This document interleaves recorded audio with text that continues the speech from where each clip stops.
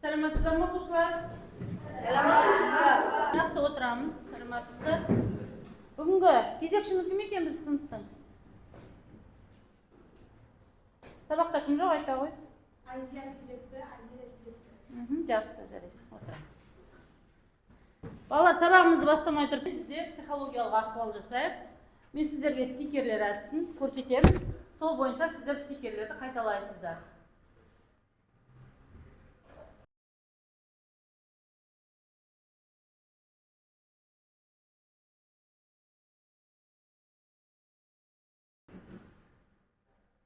Bo'ldi. Bolalar, beri qaraymiz. Topqa bo'lib olaylik.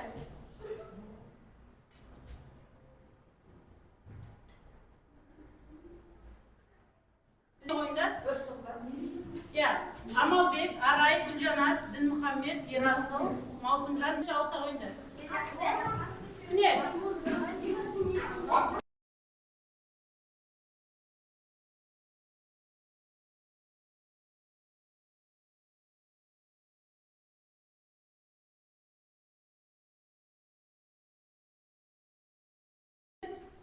Taqdir bo'yicha oldingi bo'limni qaytalaylik. Qalamlarimizni berib qo'ying. Tartibdan 2 kishi o'qishidan.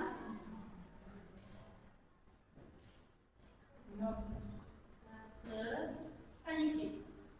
Berib qo'yamiz. Men ruchka berdim, qalam berdim.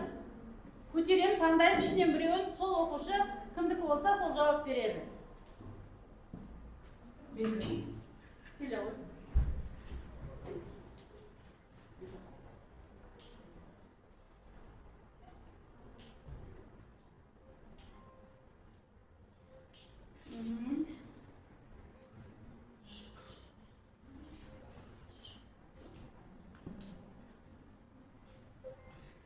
Ancha yaxshi. Kelesi. Kela qo'yamiz.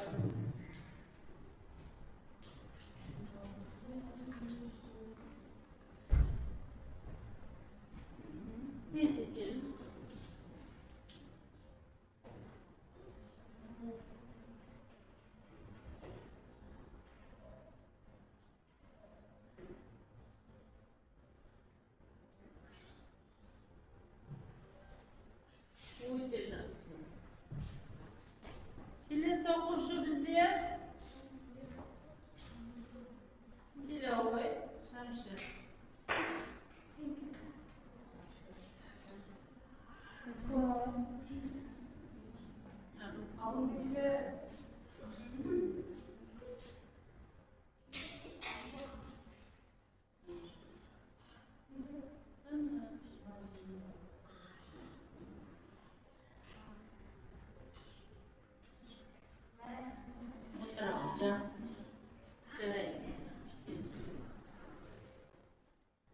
Kelesi kimdan qalam ekan? Kela olmasin.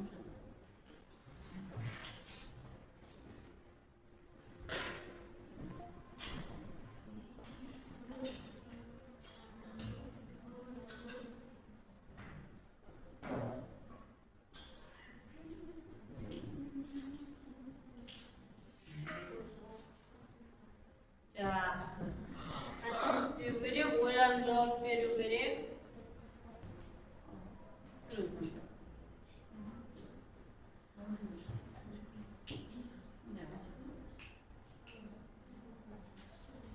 Yaxshi o'tiramiz.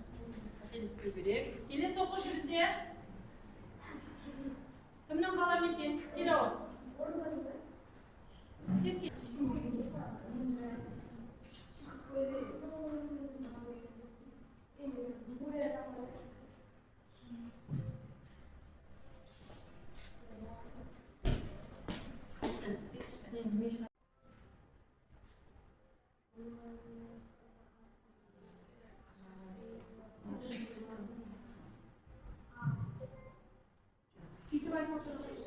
Oldu. Kelesi.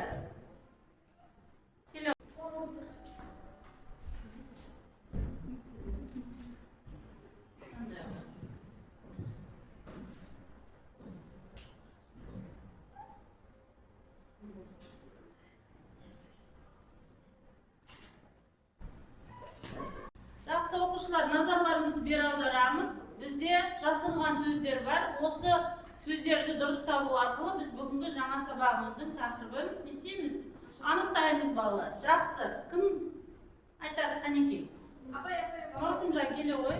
Айта ғой. Сол жер орныңнан тұр. Біріншісі ауыл, екіншісі болыс, үшіншісі уез, төртіншісі облыс. Дұрыс. Бесіншісі бізде кім айтады дағы? Темірлан айта ғой. Бесіншісі генерал. Генерал-губернаторлық. Жақсы балалар. Дұрыс таптыңыздар. Ауыл, болыс, уез, генерал-губернатор, облыс деп бөлінді. Яғни балалар біздің реформалар деген тақырып болды. Енді бүгінгі сабағымыздың тақырыбы 19 ғасырдың екінші жартысындағы Қазақстандағы әкімшілік аумақтық реформалар. Күннің жадын жазамыз, дәптерімізді ашамыз. Барлығымыз тақырыпты жазамыз.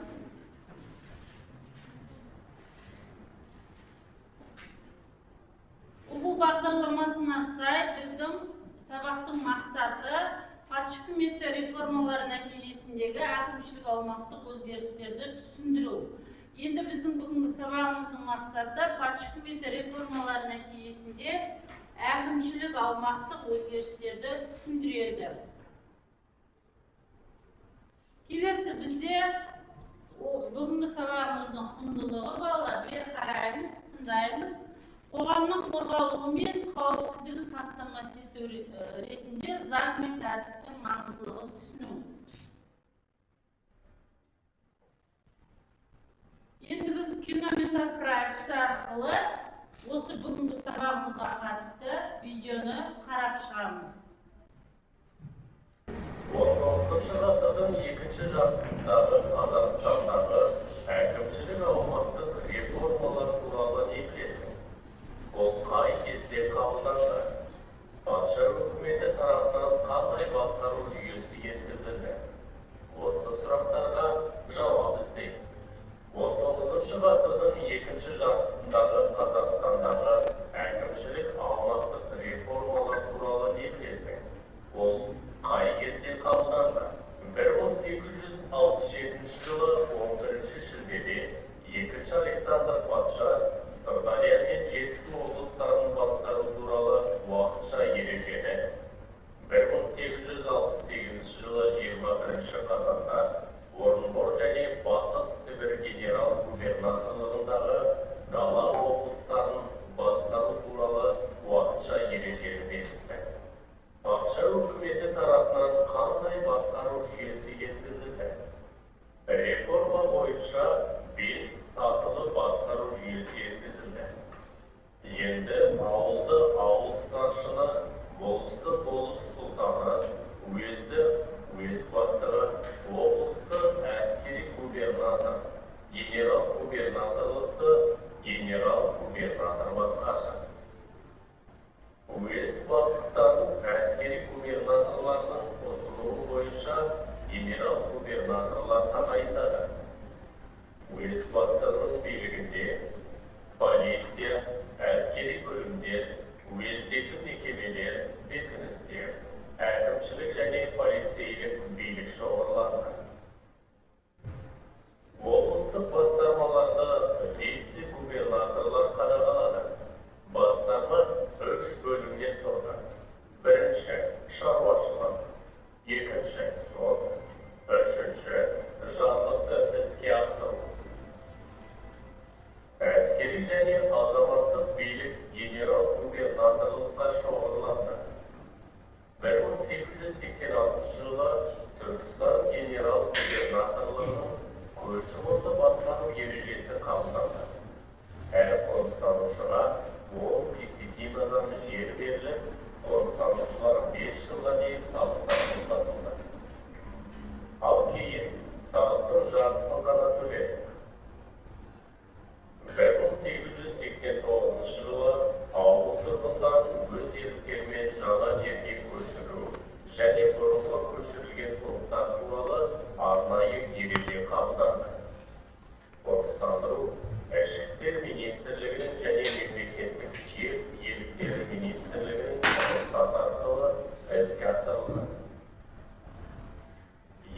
Bizde qo'riqlanuvchilarning odatlari narxi Tomsk және Тобыл губерниялары, Жетісу, Ақмола, Семей облыстары деп көрсетілді. 1893 жылғы уақытша ереже бойынша қоныс аударушылардың жан басына 15 десятина жер берілді. Ресейлік шаруалардың қоныс аударуы қазақтардың жерін тартып алу есебінен жүргізілді. Орындалатын тапсырмалар бар, соған байланысты сіздерге бағалау парағын ұсынамын. Бізде 3 тапсырма бар. Әр тапсырманың қасына ұпайлары көрсетілген, соларды қойып, бағалау парағына неше ұпай алғаныңызды жазып отырасыздар. Сабақтың соңында мен сол сіздердің белгілеген бағаларыңыз бойынша, алған ұпайларыңыз бойынша сіздерді бағалайтын боламын.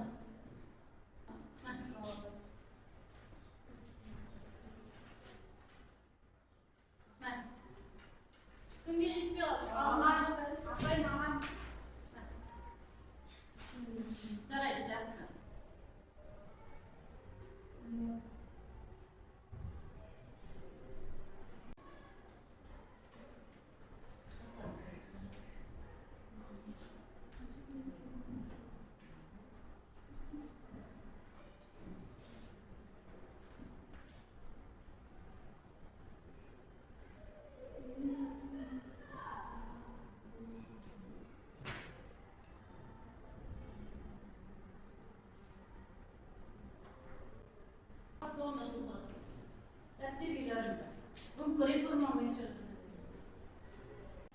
Жақсы оқушылар, біз бейне материалымызды қарап болдық. Енді осы сабаққа арналған презентациямызбен танысайық. 1860-70 жылдары Ресей империясы қазақ жерінде түбегейлі әкімшілік реформалар енгізе бастады.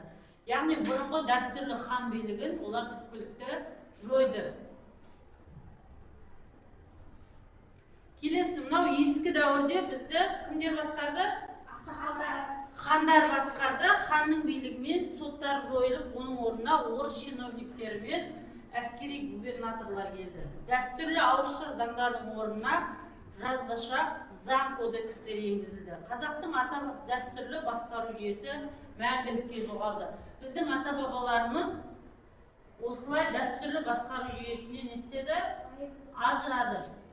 Келесі, дәстүрлі жүз жүйесі дейді. Бізде балалар білесіздер, 1822-24 жылдарға реформа бойынша кіші жүз бен орта жүздегі хандық билік жойылған болатын. Енді осы соңғы 67-68 жылғы реформа бойынша ұлы жүздегі билікті тоқтатты. Оның орнына бізде генерал-губернаторлықтар не істелді? Қалыптасты, құрылған болатын. Бізде бірінші Орынбор генерал-губернаторлығы, екінші Сібір генерал-губернаторлығы және Түркістан өлкесі генерал-губернаторлығы құрылды. Енді жаңа біз генерал-губернаторлықтың өзінің 5-ке бөлінгендігін, басқару жүйесінің 5-ке бөлінгендігін. Ресей империясының әкімшілік құрылымы нешеге бөлінді қараймыз? 5-ке бөлінді, Бірінші генерал-губернаторлық, екінші облыс, одан кейін уезд, болыс, ауыл болды балалар. Енді сіздерге бүгінгі бағалау парағы таратылды. Сіздерге соған белгілеп отырасыздар, ұмытпай балалар. Бізде бірінші тапсырма картамен жұмыс. Картамен жұмыс. Мұнда көрсетілген сілтемеге өтеміз, балалар барлығымыз тапсырманы орындаймыз. Жоқ. Ала қой. Жақсы келіп. Шуламай, топырламай. Ашылмайды ма? Орындарына қоямыз. Бізде 3 генерал-губернаторлық болды. Соны шатыспай картадан орындарына қоямыз. Дұрыс, молодец. Дұрыс, жарайсында белгілеп қоямыз бағалау парағымызға.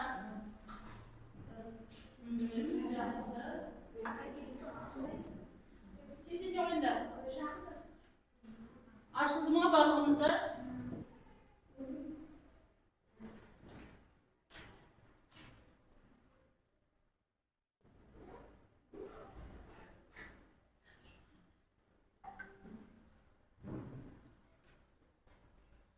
келесін айтамыз. Жақсы балалар. Тынышталайық. Жұптық тапсырманы барлығымыз жақсы деңгейде орындадық. Келесі бізде топтық тапсырма. 3 топқа сұрақ беріледі. Енді бірінші сұрақ: хатшы үкіметі енгізген заңдар мен әкімшілік өзгерістер қоғамда тәртіп пен қауіпсіздікті қамтамасыз ете алады ма деген сұрақ бірінші. Екінші, заң мен тәртіпті сақтау үшін әкімшілік аумақтық басқаруды өзгерту дұрыс шешім болды деп ойлайсыз ба дейді. Балалар, біздің Қазақстанның аумағында не енгізілді жаңа әкімшілік реформа енгізілді. Соның дұрыс еместігін сіздер өз ойларыңызбен бөлісіңіздер. Енді бұл тапсырмамыздың бізде дескрипторы бар. Бірінші, заң мен тәртіп қоғам қауіпсіздігінің рөлін түсіндіреді. Екінші, әкімшілік аумақтық өзгерістерге өз пікіріңізді білдіресіз. Яғни 2 балл беріледі. Әр топ өз тобымен орындайды. Тездетеміз, уақыт кетті.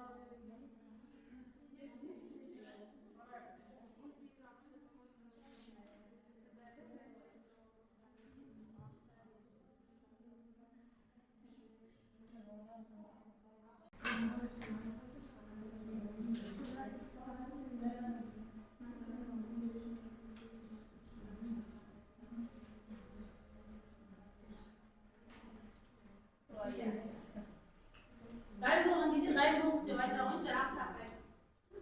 Тез жазыңдар да айта қойыңдар.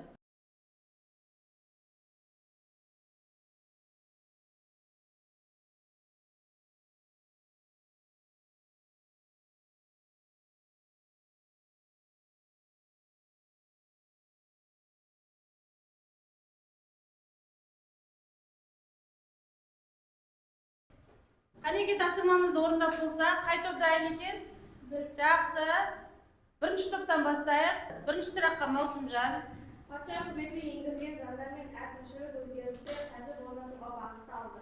Бірақ олар жергілікті халықтың жағдайын ескермегендіктен қоғамда толық қауіпсіздік пен тұрақтылықты қамтамасыз ете алмады. Өте жақсы. Екінші, Мерей айта ғой. Әкімшілік аумақтық басқаруды өзгерту патша үкіметі тиісті болды.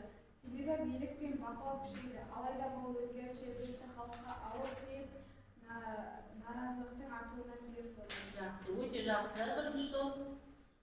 Бізде батыс бір генерал-губернаторлығының топтың жауабы өте жақсы. Балалар, бізде Орынбор генерал-губернаторлығы. Сұрақты оқимыз. Патша үкіметі енгізген заңдар мен әкімшілік өзгерістер қоғамды тәртіп пен қауіпсіздік қамтамасыз ете алды ма?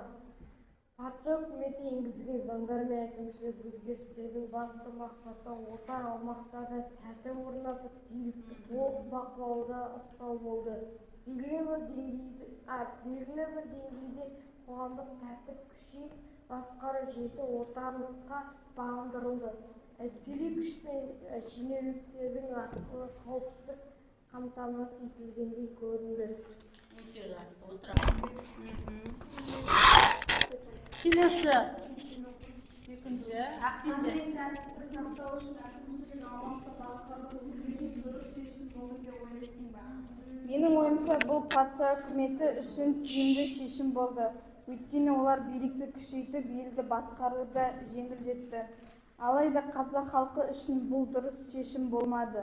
Себебі дәстүрлі басқару жүйесі жойылып, еркіндік шектелді. Өте жақсы. Отыра қойыңыз. Бізде үшінші топтың жауабын тыңдаймыз. Кім дайын екен? Ал Айсара айта ғой.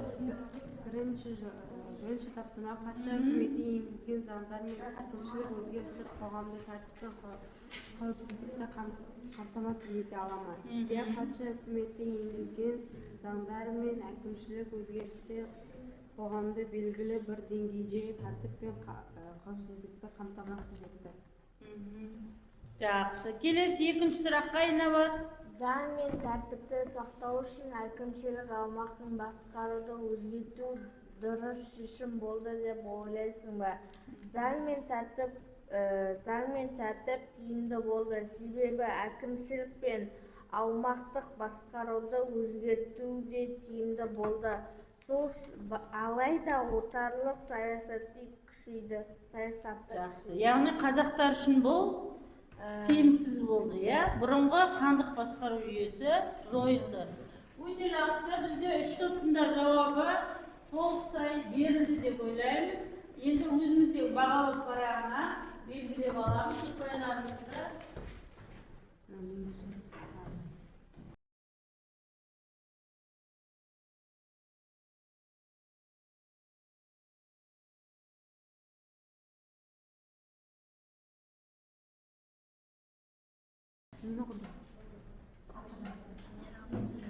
Топтық тапсырмамызды аяқтадық. Енді бізде жеке жұмыс.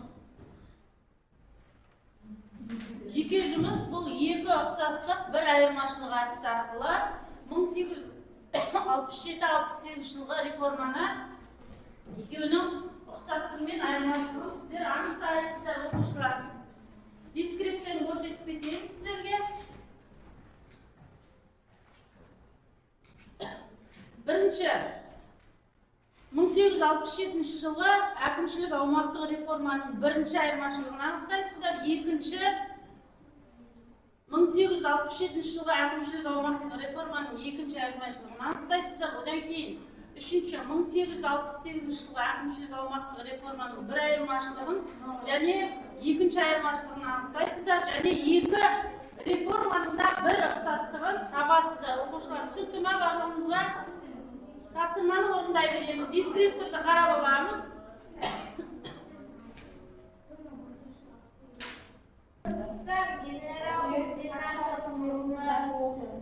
Басқару орталығы дейсіңдер, иә? Сосын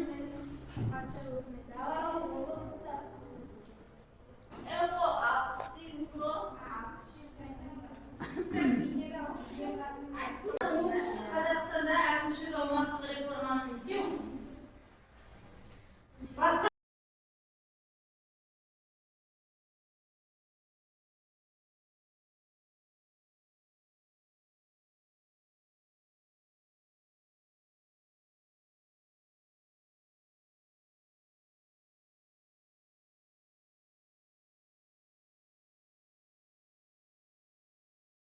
Дайын. Жақсы, инабат жауап бере ғой. 1867 жылы Түркістан генерал-губернатор Қыдырбай және жетісу облыстары басқару жүйесі енді. 1868 жылы Орынбор және Батыс Сібір генерал-губернатор құрылды. Дала облыстан жаңа әкімшілік жүйеге өтті. Ұқсастығы екі реформада Қазақстанда патша үкіметі орталық басқаруын күшейтті. Облыс, уезд, болыс, ауыл болып бөлінді. Өте жақсы отыра ойын. Қандай? Аружан айта ғой, оқи ғой. 1867 жылы уақытша ереже қабылданды. Оңтүстік Қазақстан аумағы қамтыды. Ал 1868 жылы Орынбор және Батыс Сібір генерал-губернаторлығы ережесі қабылданды. Далалық облыстар құрылды. Ал ұқсастығы бүкіл Қазақстан орталық әкімшілік жүйе енгізілді. Жақсы отыра ғой. Оқушылар екі топ жауап берді. Енді біз үшінші топтың жауабын тыңдайық. Әнеки тыңдайын. Амалбек жауап береді бізде. 1867 реформалар Түркістан өлкесін басқаруды бағыттады. Реформалардан кейін жер патша үкіметі меңгеру болды. 1860 жылы дала басқару үшін енгізілді. Облыстар уезд, болыс, ауылға бөлінді. Ұқсастығы патша үкіметінің билігін күшейтіп, қазақ жерін толық бақылауға алуды көздеді. Интеллект арқылы кері байланыс береміз. Сіздердің алдыңызда маған кері байланыс жазып, мында келіп, үш түс бойынша жасыл, сары, қызыл түс бойынша, яғни түсінгеніңізді, түсінбегеніңізді және сұрақтарыңыздың бар екендігін осы жерде мен білетін боламын. Қанекей. Жақсы балалар, кері байланысты. Сабағымыз аяқталды. Енді сабақтан барлығын түсінсек жасыл асықты басамыз. Ал егер сұрақ болса сары асықты, ештеңе түсінбесек қызыл асықты басамыз.